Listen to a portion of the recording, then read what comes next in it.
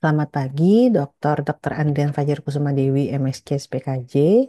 Saya Gevania Karani Putri akan mempresentasikan modul R3 Psikoterapi Psikodinamika dengan judul Mengelola Transferensi dan juga Kontratransferensi, di mana tujuan pembelajarannya yaitu peserta didik mampu mengetahui transferensi dan juga kontratransferensi, dan peserta didik mampu mengelola transferensi dan juga kontratransferensi, di mana psikoterapi psikodinamika merupakan upaya mengurangi proses-proses dan juga konflik nirsadar yang terdapat pada pasien untuk menghilangkan atau mengurangi ketegangan psikis yang dialaminya.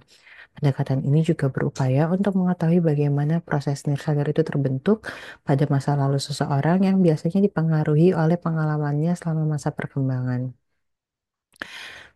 Proses mental merupakan sekumpulan memori masa lalu yang bermakna, yang merupakan representasi objek dan juga representasi diri. Terapis di sini akan mengenali berkembangnya transferensi atau munculnya kontratransferensi, serta menginterpretasi transferensi dan juga kontratransferensi, kemudian mengelola transferensi dan juga kontratransferensi, di mana sikap terapis diharapkan bisa menjadi netral, anonimitas, dan juga abstinen. Netral yaitu tidak menghakimi atau non-judgmental tentang keinginan dan juga harapan serta perilaku pasien agar dapat memahami pasien. Kemudian agar pasien juga lebih terbuka pada terapis karena merasa dimengerti bukan dihakimi. Untuk anonimitas, di sini terapis bukan siapa-siapa. Terapis tidak menceritakan kehidupan pribadinya terhadap pasien. Namun saat ini, untuk anonimitas tidak banyak dianut lagi karena terapis dianggap menjauh dan sulit terlibat secara emosional. Untuk abstinens, ini merupakan upaya untuk mencegah pemuasan ataupun gratifikasi keinginan transferensi pasien secara berlebihan. Nah, transferensi itu apa? Transferensi adalah pengulangan pola berelasi, yaitu yang berhubungan interpersonal pasien dengan figur bermakna di masa lalunya kepada terapis. Dalam terapi, transferensi terjadi ketika seorang pasien menghubungkan perasaan yang mereka miliki terhadap orang lain dalam hidup mereka dan mengaitkan perasaan yang sama terhadap terapis. Eh, Ciri dari dan sifat dari figur bermakna tersebut diproyeksikan oleh pasien kepada terapis atau dokter, dan perasaan yang diasosiasikan pasien dengan figur tersebut dialami kembali saat berinteraksi dengan terapis. Transferensi merupakan petunjuk penting mengenai alam nirsadar pasien. Interpretasi transferensi akan menjadi langkah untuk menerjemahkan fungsi nirsadar dan membawanya ke alam sadar pasien. Interpretasi transferensi meningkatkan tilikan pasien mengenai permasalahannya, serta memberikan kesempatan bagi pasien untuk berelasi dengan cara yang berbeda dari masa lalunya. Dari relasi terapis pasien akan berkembang transferensi yang mengandung berbagai jenis perasaan. Perkembangan transferensi berdasar pada pengalaman relasi objek internal masa awal kehidupan pasien, baik dari self, objek, dan juga afeksi yang muncul di antaranya. Karakteristik terapis seperti usia, cara bicara, penampilan, perilaku, itu memicu asosiasi sadar dan juga nirsadar neural network pasien. Di sini pasien akan berelasi terhadap terapis. Terapis sebagai representasi objek, muncul pemikiran, perasaan, impuls, dan juga konflik yang merupakan masalah emosional utama pasien. Pasien juga memperlihatkan karakteristik pola interaksinya dengan orang lain dalam kehidupan sehari-harinya yang mencerminkan struktur karakter kepribadiannya dan mekanisme defensi yang biasa pasien gunakan, yang terbentuk sebagai respon terhadap konflik di masa lalunya. Terapis akan mengurai lapisan dan juga perasaan pasien, menginterpretasi transferensi untuk membantu pasien memahami konfliknya dan relasi di luar terapi. Untuk pembagian transferensi, ada yang terkait afek. Untuk yang terkait afek, terdapat afek positif dan juga afek negatif. Untuk afek positif, seperti perasaan mencintai, mempercayai, perasaan yang lembut, passionate, dan juga respectful kepada terapisnya. Untuk yang pertama, ada idealization, di mana pasien memandang terapi sebagai sosok yang cerdas, penuh kasih, dan juga sempurna. Kemudian untuk erotic transference, di sini perasaan seksual atau kasih sayang yang berkembang terhadap terapis. Pasien jatuh cinta atau menginginkan perhatian dari terapis. Yang ketiga ada eroticized transference, di mana jenis perasaan seksual tertentu terhadap terapis yang bersifat agresif serta seksual, sampai mencoba merayu terapis hingga melanggar batas atau menceritakan fantasi seksual dengan maksud membangkitkan gairah terapis. Untuk terkait afek yang negatif, berarti muncul seperti em, kemarahan, kebencian, penghinaan, atau iri kepada terapis.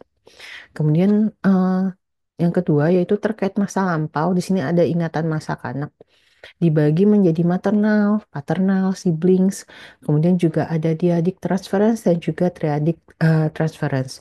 Untuk diadik transference itu hubungan yang khas pada tahun-tahun awal kehidupan, yaitu usia 0 sampai 3 tahun, dan umumnya berkaitan dengan kebutuhan untuk dirawat dan dicintai dalam hubungan eksklusif.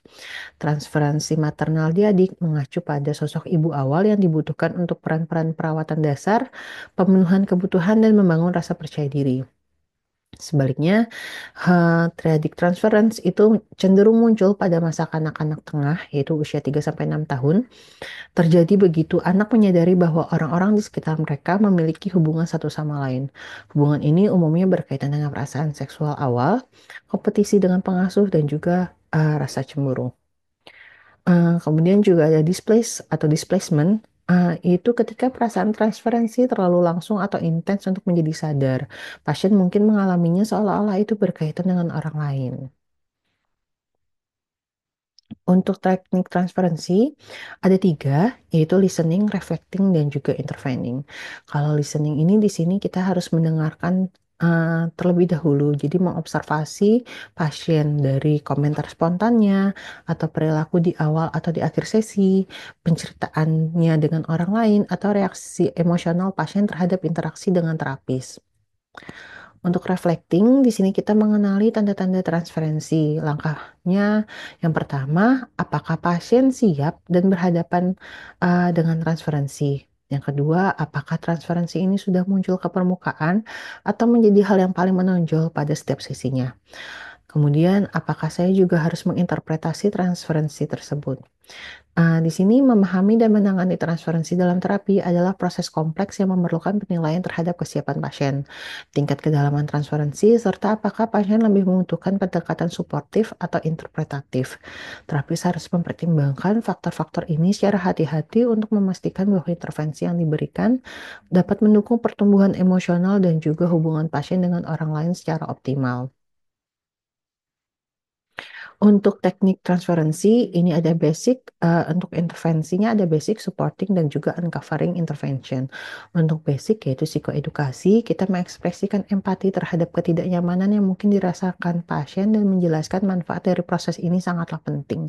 Selain itu, mendorong pasien dengan menjelaskan manfaat dari mendiskusikan perasaan mereka terhadap terapis dapat membantu memperdalam proses terapi. Kemudian supporting di sini untuk membantu mereka agar tidak merasa terlalu terbebani oleh persepsi dan perasaan mereka terhadap terapis, dan juga meningkatkan serta mempertahankan aliansi terapeutik. Untuk uncovering intervention di sini kita ada 3, yaitu konfrontasi, klarifikasi, dan juga interpretasi.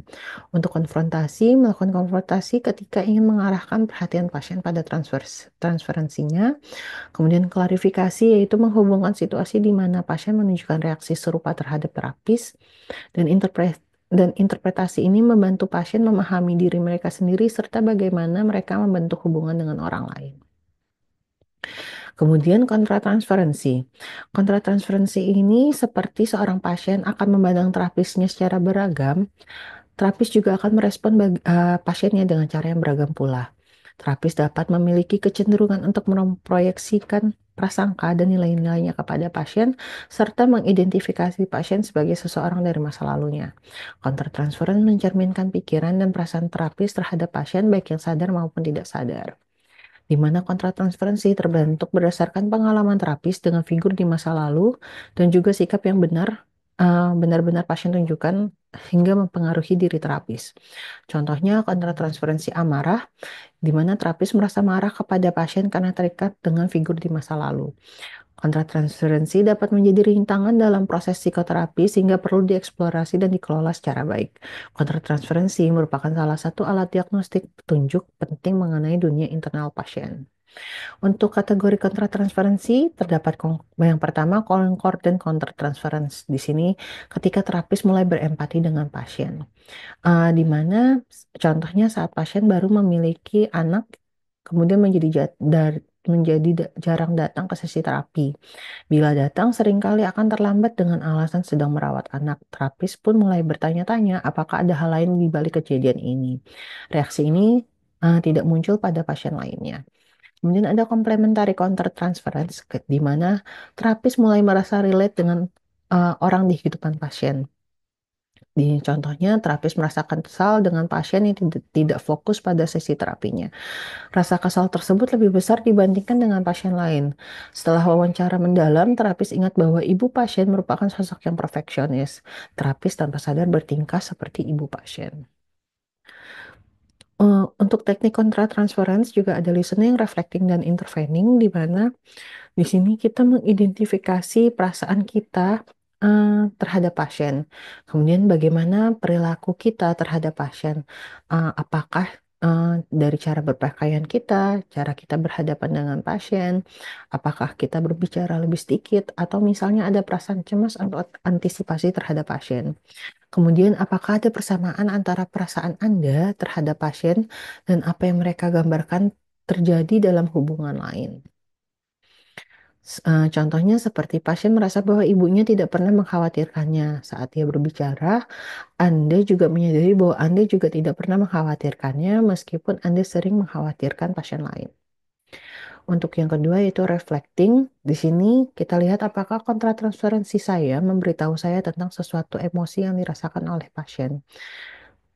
Anda mungkin memiliki perasaan yang secara sadar dirasakan oleh pasien yaitu konkordan, direpresi oleh pasien yaitu konkordan, dan dan mungkin dirasakan oleh seorang dalam kehidupan pasien terhadap pasien yaitu komplementer.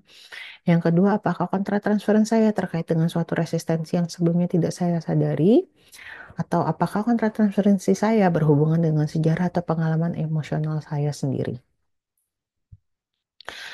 Di sini teknik kontra transferensinya kita bisa memberitahukan pasien terkait kontra transferensi yang terapis alami.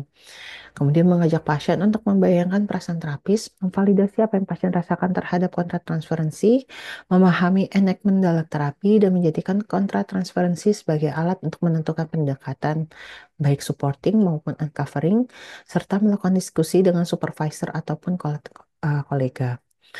Untuk pengelolaan transferensi, di sini kita identifikasi proyektif enactment, yaitu di mana terapis tanpa sadar atau kadang-kadang sadar merespon proyeksi tersebut seringkali dengan cara memperkuat perasaan atau pola yang diproyeksikan. Misalnya, perlakuan terapis berbeda terhadap satu pasien dibanding pasien lainnya. Kemudian di sini untuk mengelola kontratransferensi, kita bisa mentoleransi adanya kontratransferensi. Kemudian menggunakan kontratransferensi untuk menginformasikan interpretasi, kemudian melakukan self-disclosure secara bijaksana. Toleransi kontratransferensi yaitu menampung proyeksi pasien untuk menciptakan perubahan terapi. Kita tidak mengatakan sesuatu, tapi duduk dan berada bagi pasien, menampung dan memahami materi yang diproyeksikan pasien. Di sini terjadi proses mutatif, di mana pasien akan mengobservasi terapis, mentoleransi perasaan yang awalnya dinilai pasien tidak dapat ditoleransi, pasien mengintroyeksi dan mempresentasikan objek yang baru. Kemudian kita menggunakan kontratransferensi untuk memformulasikan interpretasi tentang dunia internal pasien. Interpretasi dapat memberitahu pasien tentang sudut pandang orang-orang dalam hubungan interpersonalnya. Kemudian melakukan self-disclosure secara bijaksana, mengungkapkan perasaan diri terapis yang muncul dalam proses terapi dikaitkan dengan relasi pasien di luar sesi tanpa melalui teknik konfrontasi. Ini daftar pustaka yang saya gunakan. Mohon arahan dan bimbingannya, dokter. Terima kasih.